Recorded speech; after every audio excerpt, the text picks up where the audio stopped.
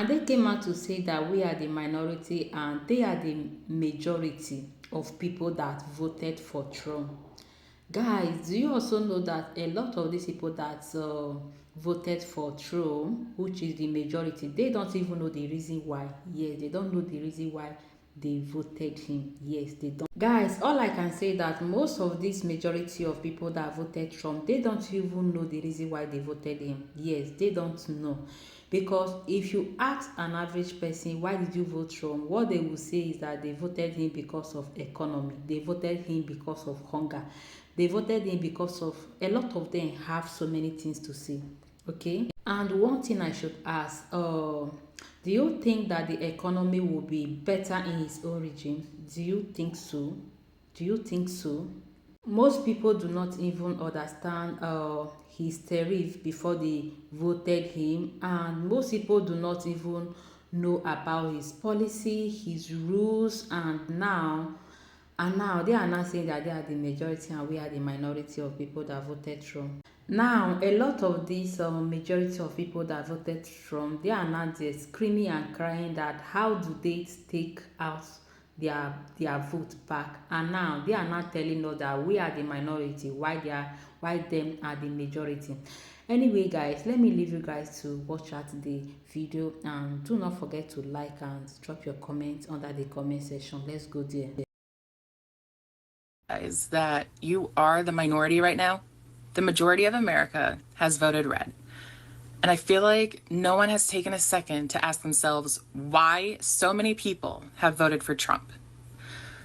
I do not need to question why the white majority chose the white majority. That has been pretty consistent throughout human history. I do need to consider why a group of people who consider themselves more educated than their ancestors, less racist than their ancestors, saw over 90% of Black women say no and not pause. Over 90% of Black women said danger, and you didn't listen. Even now, you're still not concerned about it. Why? Black women are the Cassandras of Troy of today. We can so clearly see into the future because we have never once forgotten the past. We know all the signs of an abuser because we have been abused by everyone. And yet you are not concerned over why 90% of Black women and over 80% of Black men saw who you were voting for and said no. People who have dealt with some of the worst racism and abuse in all of human history decided to vote against you, and you're not concerned about that.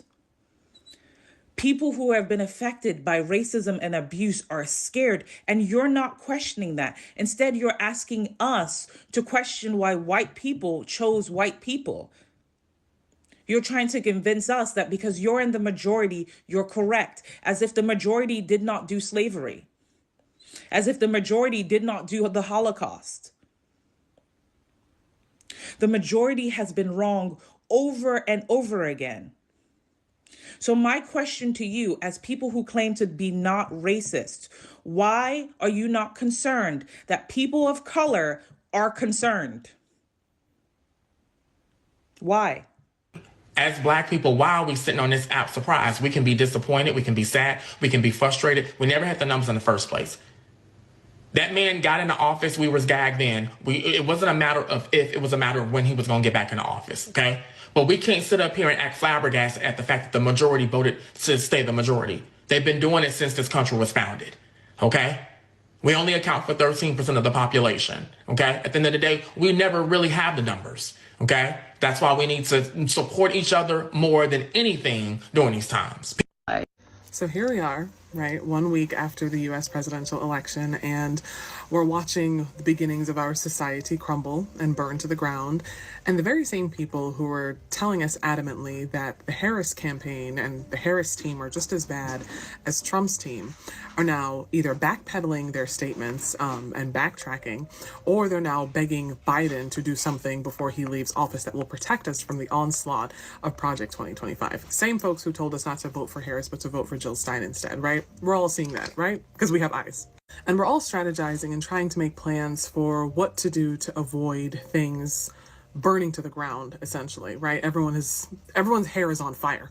Everyone is running around screaming, saying that the sky is falling, because it is falling and it is on fire. We can objectively acknowledge that. And it's not even January 2020th, or excuse me, January 20th yet when that orange piece of shit is inaugurated. God help us then, for real. Now, here's the kicker. If you are a marginalized person, whether you're marginalized by race, by gender, by disability, or by class, I want you to ask yourself this while all these new age intellectuals are running around with their hair on fire. Ask yourself this: how many times has your life burned to the fucking ground? And how many times have you had to pick up the pieces, the ashes, and still make something of nothing, basically? How many times have you had to make lemonade with some rotten, funky ass, spoiled, infected ass lemons, and you still managed to make some sweet lemonade? How many times has that happened for you? How many times has your life ended and you had to start over from square one with nothing, no resources, no support system, no help? How many times? Those of us who know the answers to those questions, we voted accordingly. We voted for Harris Waltz. We galvanized our support networks, our neighbors, our family members, our loved ones, our friends. We used the power of our voices either through social media or through door knocking and things like that and phone banking. We voted accordingly. And we tried to tell these super duper ultra leftist, damn near wannabe communist, Marxist individuals what would happen and what was at stake. The Harris campaign communicated that effectively through their advertising and through their campaigning, as did we, the people here on the ground, because we understand what life looks and feels like when shit burns to the ground and you have no support system. All we were trying to do was to prevent that from happening to other people, because fuck us for having empathy and compassion, and fuck us for having eyes and being able to predict and see exactly where this shit is going, right? So now, these same super duper armchair radicals, these internet revolutionaries, or armchair revolutionaries as I call them, the extent of all their revolutionary ideals does not extend past them tweeting or making TikToks. They put their phone down and they're right back to their very comfortable, privileged lifestyles in every regard. They don't even speak up in the McDonald's drive-thru when their order is wrong, but they come tell the rest of us that we shouldn't have voted for Harris, we should have voted for Jill Stein. Fuck them. Let them figure this out, because what's happening is, or what's going to happen is a reckoning. People who in this country who marginalized us either based on our gender, race, or class, and who judged us and condescended to us and denied us opportunities and cast aspersions upon us because we either weren't as advanced financially as we should be, or some of us had to move home to live with parents, or some of us have challenged credit from things that went into collections because we've never earned enough despite obtaining degree after degree and despite making all the right decisions. Those folks are about to experience what life has always been like for the rest of us. Those folks are about to have to experience what it means to rob Peter to pay Paul and to eke out a little itty bitty tiny life in spite of some very challenging circumstances, and to not lose hope and to not want to take your own life because you don't feel like you have hope of progression or moving forward. Okay, those folks are about to experience what the rest of us have experienced either for ongoing periods of time or have experienced for most of our lives. You know who these folks are. These folks judge you because, well, why do you have a law degree and you're not working in a position that pays you six figures and live in New York? Well, let's see, I'm a woman and I'm not white, so I don't get hired for those positions. Or they even judge poor white people who try to go to college and try to make something of themselves, but because they don't come from families with support systems, perhaps they have more debt, perhaps they don't have higher income positions to pay off that debt, so they live with several roommates, or they don't have, certain trappings of success, certain trappings of life that we were all judged for not having, right? They cast aspersions on your profession. They cast aspersions on the fact that you have a high student loan balance. They cast aspersions on the very creative ways you come up with saving money and pinching pennies and cutting corners, and how you still manage to not be on the street despite the fact that day to day, every day is like, you don't know what'll happen, despite the fact that right after you get paid, all of your cost of living expenses, your survival expenses eat up your entire paycheck, and somehow you're not starving, you're clothed, the lights are on, there's food in the fridge, and you're not on the street. So you basically make miracles every day.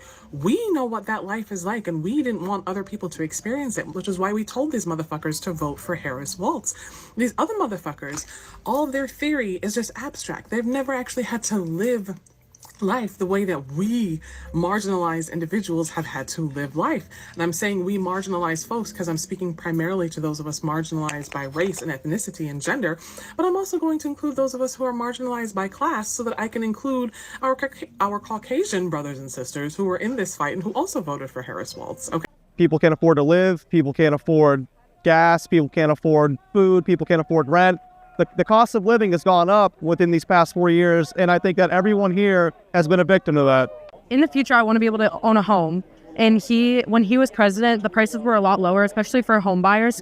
And that is a huge issue for me. I want to be able to own my own home. I want to be able to start a family at an affordable cost. I like the no tax on tips and no tax on overtime. I'm a big fan of lowering taxes personally. And in high school, I worked jobs that I earned money through tips. So that would have been able to help me save a lot more for college. And I think that would have helped me out a lot more in the long run. I'm a big Christian, and I feel like that's the most important thing. And if the country is led towards righteousness and goodness, then we're going to be in a good place. And if it's not, which I believe that Kamala Harris would bring us all the way down and sink us and make us corrupt, we're not going to be able to get out of it. Thank you all for watching, guys. Please let me know your candid opinion in the comment section, and don't forget to like this video, subscribe to my channel for more videos, and turn on your bell so you don't get to miss out any of my future uploads. Guys, may you stay tuned and see you all in my next one.